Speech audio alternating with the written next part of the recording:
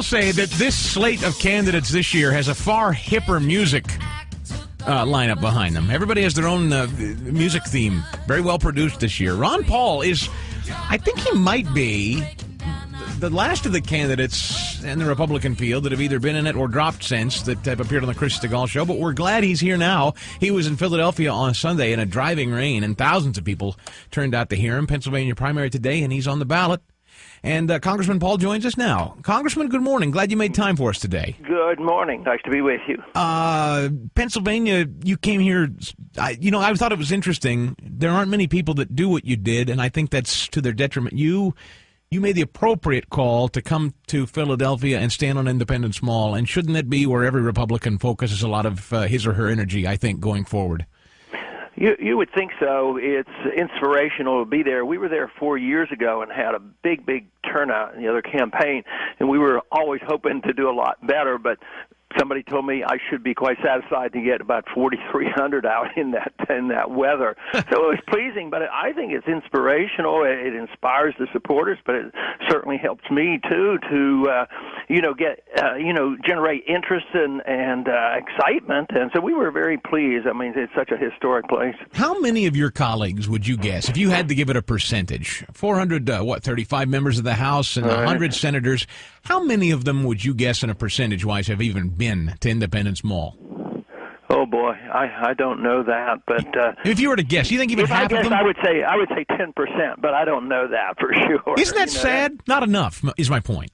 Yeah, no, not enough at all. I mean, I've gone through that thing so many times, Congressman, and it's inspiring, and you're a constitutional guy, and to read the whole premise and the basis for which those documents were created, it is a good reminder, isn't it? Oh, absolutely. It refreshes our memory. But it really talks to the point, and I talked a little bit about that in my talk, about we're trying to change things in a revolutionary way, and that is exactly what they were doing. There was an intellectual revolution, actually for not a year or two before the revolution, the original revolution, but for 100 years, it was intellectual. They knew the classics, and they brought that together finally and had political action. So I think I tried to draw the analogy that this has been going on for us who would like to restore the atmosphere of what occurred, at our original revolution, so that we can not so much go back to where we were, as to pick up the pieces and improve upon it. Whether it's the gold standard or the understanding of personal liberty or understanding of the free market or refining our foreign policy. The founders of this country had a lot to say about foreign policy, and we've sort of forgotten about it. We've got way off on a tangent. Congressman, what historically, and I know you have an understanding of this, one of the most fascinating relationships I like to read about or study is Thomas Jefferson and Alexander Hamilton. Alexander Hamilton and Thomas Jefferson did not get along, and I suspect if you were around at that time, you wouldn't be nuts about Alexander Hamilton either. Did he have a use and a function? The founder of modern banking, which didn't give us the Fed, but he was a central banking guy. Do you fundamentally disagree with the whole concept? Oh, absolutely, because, he was instrumental in getting the first bank started, and Jefferson got rid of it. Yeah. So they didn't call it a central bank, but it was the first national bank, and that was the idea of central banking. So, the Hamiltonians and the Jeffersonians have been arguing ever since, and I have always identified with Jefferson, and, of course, as far as popularity goes over the several centuries, Jefferson has always come out on top. We don't have a great monument in Washington, D.C. for Hamilton. Yeah, but are you a pro in terms of the banking structure, the idea of it being a one national currency versus multiple state currencies? You don't have a problem with that? Oh, no, they did have a problem to deal with. There was no doubt about it. The states were, printing money, at different rates, and it was chaotic, and that was one of the reasons they really were in recession. They weren't doing well after the revolution, and it was the interstate trading problem as well as the currency problem that the convention was supposed to settle. And they did come up with a monetary issue that we would have a unified currency, but the states would no longer, they're prohibited from printing money, and inflating the currency and constantly debating the currency, and that the currency of the nation had to be defined as a precise weight of silver. And but it did not authorize a central bank, and it prohibited the central government from printing money as well. All they could do was mint gold and silver coins. So the directions are pretty precise. So and it's not a universal currency you had trouble with. It's just the printing of money, the inflation. Well, yeah. A universal currency. If it and the metals came about over thousands of years is not because government decided it was the people who, as they left the barter economy, they decided it was more efficient to have a universal commodity that served as money. So money developed in a natural way. So when governments come in and they want to print the money, they're bucking a natural tendency of a solution that the people came up without an edict, without a fiat, without a declaration. But governments notoriously have always wanted power. So whether it were the pharaohs of the old age or the Roman emperors, they always want more power. They want a monopoly over the printing and the creation of money, and that is where we are. And this monopoly became concrete on August 15th, 1971. It was the day I was motivated to say, we have embarked on a course that's going to lead to a financial disaster in this country, and that it would, cause a tremendous increase in the size of the federal government. So the last 40 years have been pretty bad for us as a country. Congressman Ron Paul's with us. One of my favorite moments for you during this whole primary season was when someone asked you kind of the hypothetical question about this young, healthy kid who was uninsured, didn't buy insurance, and then had a really, I don't remember which moderator it was, but the question was directed toward you as a doctor, a former doctor. And, here's a young kid who has no health insurance, and then he has a calamitous, ruinous disaster, either an illness or an accident or something. Who's going to pay for it? And shouldn't we have a sympathetic system in place to take care of this kid? And you very simply said, and this is a focus not much talked about, once upon a time, you said as a doctor, there were things known as churches and charities that help do things like that. Mm-hmm. Right? Yes, and because I had actually, practiced medicine under those conditions. It was a shame that, they were able to distort that and made it look like not only that I, but others who might agree with me that we were heartless and cruel. But it is exactly the opposite. I talk a lot about, the free market system and sound money is more humanitarian than where we give up our rights and go to the nanny states. And that's always motivated by humanitarian instincts, and they turn it around and they say that we don't care. But if you really care about people being taken care of, having good jobs and being able to eat and have a house and have medical care, you have to opt for the free market. I mean, the extreme of socialism doesn't take care of these people either. You wait in line for 2 or 3 years and people die and they don't even get recorded. And we're moving in that direction. So the humanitarian instinct is opting for freedom is much a better place to go. But it's one of the major things that we as conservatives and libertarians have to address because the do-gooders grab the moral high ground. It's sort of like, well, how much good did they do for those houses they were providing for the poor people?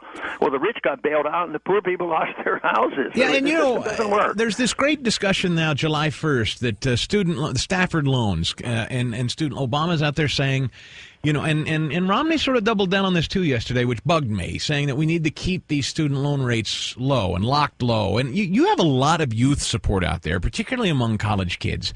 But you've never once, that I've ever heard, been a big federally subsidized student loan guy. Am I correct?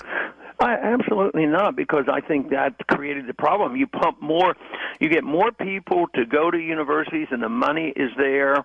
And guess what happens? Does the quality of education go up? You get maybe more with degrees, but the cost goes up. This is what happens in medicine. You pump money into medicine, you don't get better quality, you get higher prices. So it always backfires. So we created this seductive system where more people could go to college, cost goes up.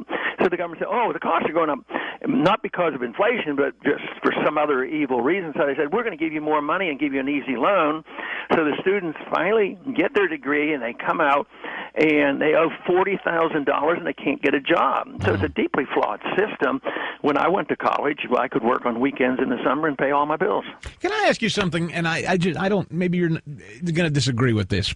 I've watched all these primary debates, and you've pretty aggressive. Every time somebody's kind of come to the front of the pack, you've taken it to them in the debates, and good for you. That's the way the whole primary process works. But there's one guy, in my judgment, who you've really never leveled any real criticism of, and that's Mitt Romney. And I'm just curious if you think that's accurate, and two, why that is. There is a difference, but my ads, we've put ads out and we've included him and we've hit him on the flip-flopping and things, and people ask me this a whole lot, and I said, I do get along with him better. We're better friends than the rest, but philosophically we have essentially no agreements. I mean, his foreign policy is different. He doesn't care about the Fed. He spends too much money. His civil liberties position is not mine, but we can't deny that I've gotten to know him over these past 4 years. We know, my wife and I know his wife, and they have 5 kids, and we have 5 kids. So it's probably a friendship that doesn't encourage me to confront, but philosophically, I haven't been bashful about pointing out our differences, because people say, "Well, could he be in your administration, or would he put you in his administration?" I said, not likely. It's not going to happen. The thing I struggle with as a talk host, and I try my level best to be respectful of all the Republican primary candidates' supporters, and you have many of them, and they're rabid. And there are going to be thousands of them that eventually, if Romney becomes the nominee, they're deflated, they're dispirited, they feel like you do, you don't see eye to eye with him on virtually anything. Maybe they'll sit at home. And I would ask you then, do you say to your supporters, look, if I'm not the nominee, let's beat Barack Obama at all costs. Please don't sit out and pout. Is that your position? No, hardly. I'm not presumptuous to think that, I'm instrumental and I'm playing a role, but it's a lot different for me. I just don't say that, I make the declaration. Just say I lose the nomination, and I say, all right, folks, because there's a lot more than a few thousand, because the independents and the Democrats who don't vote in the Republican primary are very supportive, and we actually tie Obama, in a polling. Right. No, it would be so presumptuous for me to say, okay, everybody vote for Romney. I would lose credibility, and they probably wouldn't do it. I don't think it would help Romney, and so that's not likely to happen. But it's still, early. And I always say, and this is almost a negative thing, that who knows? Some of these views might change. Romney has changed before. Maybe he will. One of the 2 big issues I've worked on for 30 years has been the monetary issue and the foreign policy. I think foreign policy is so detrimental to us. I just can't stand the idea of all the killing and the waste and looking at these veterans coming back and the suicide epidemic we have, and all the ones that have lost their limbs. This is just to me. I think the foreign policy is deeply flawed. So I'm waiting and see what happens. Could I comes just out of the convention. kind of zero in on the central question, though, Congressman? Is there a dime's worth of difference then between Mitt Romney and Barack Obama in your view? Is there a dime's worth of difference between the Democrat Party and the Republican Party? You're running as a Republican, yet I kind of tend to hear you say, I'm sort of the standard bearer, and everybody else, Republican or Democrat, are all part and parcel of the same thing. Most of our supporters have come to that conclusion. Not so much on the rhetoric. How about you? No. Well, if I look at history, no, there's no significant difference. Look, I was a great champion and pushed Reagan in '76 on, but the deficits exploded. Bush got in. We had the Republicans and the Democrats. Bush doubled the size of the Department of Education. He gave us prescription drug programs, and the wars accelerated, even though he ran on the position of a humble foreign policy. So there isn't a whole lot of difference. But if you say, is there a dime's worth of difference? Maybe there's a nickel's worth of difference, because maybe Romney is going to be better on taxes. I believe him when he tells us that. But who knows what's going to happen? Bush said he wouldn't bring no new taxes, but he lost his election, because he gave us new taxes. But so if you look at overall, the people in charge of the Republican and Democratic Party have the same foreign policy. They have the same monetary policy. They believe in the entitlement system. They don't worry that much about deficit. What other candidate other than myself has actually said have real cuts the first year? And, of course, mine is a cut $1 trillion. I think this debt problem, this debt bubble we have, is much more serious than anybody's willing to admit. Congressman, why do you run as a Republican? Why not just run as an independent? Because we don't have a democratic system in this country. If I ran as an independent, I might not even be on your show. You probably would let me be on your show, but I wouldn't be in debates. Do you think the third-party people are going to be in debates? No. If you had $1 billion, you might be able to compensate. Getting on the ballots really, really tough, and the Republicans and the Democrats write all the rules. What bugs me is we go overseas, we send young people over, and they die, so to speak, to spread democracy and have elections. They finally have some elections overseas, and we ignore them because we don't like the people they elect. At the same time, we don't have a fair democratic process here. You must work within the major parties, and if you come to this conclusion that they're the same, this is the mess that we get into. So I don't see that there's a whole lot of difference. I just think that the process is a philosophic struggle. We can work our way out of this if we change it. And this is what I think we're doing in our campaign, because half of my support, if you do a national poll, comes from non-Republicans. Do you want to see the Republican Party reformed, or do you just want to do away with parties? I want to see the country reformed. I want to see an economic policy and property rights and monetary policy reformed. I want both parties to change their foreign policy. And I refer a lot to Nixon's statement in the early 70s when he got us off the gold standard. He says, well, we're all Keynesians now. Well, I don't want any of us to be Keynesians. I think it's a deeply flawed economic system. It invites all this monetary manipulation and fixing of interest rates and deficits. They believe in deficits. I mean, if you listen to Paul Krugman or Bernanke, these people think you should spend more money and print more money in a time of a crisis that was caused by too much spending and too much debt and too much printing of money. Yeah. So that has to be reversed, and it is not a partisan issue. You told CNBC yesterday, this is a quote I'm reading, if tomorrow Romney had the absolute number of delegates, I would probably continue in a modified way to maximize the number of delegates to go to the convention. So you do intend to just soldier on to the convention? I mean, why drop out of a race that's still going? Nobody's finished the line. So to that end, you support what Gingrich is doing too, yes? Yeah, but I don't support deficit financing. Yeah, but I mean, in terms of this notion of people should just get out of the way and let Romney what kind of system is that? They've been doing that for 3 months now, bugging all the candidates to say, "Oh, get out." Well, what kind of a system is that one? Who would you say of this entire slate, if you had to pick? And I know you're asked this question a lot, but who would you say of this entire slate of candidates from the beginning would you say you most closely identified with in policy? No, I think they're all the same. I think they're all interventionists. They were trying to outdo themselves on being more aggressive in starting the next war. Who could be the toughest? None of them were open to the idea that maybe we ought to talk to the Cubans and have trade with Cuba. I mean, they all love sanctions. So besides your son, is there anyone in the Republican Party in Congress with whom you agree with most ideologically?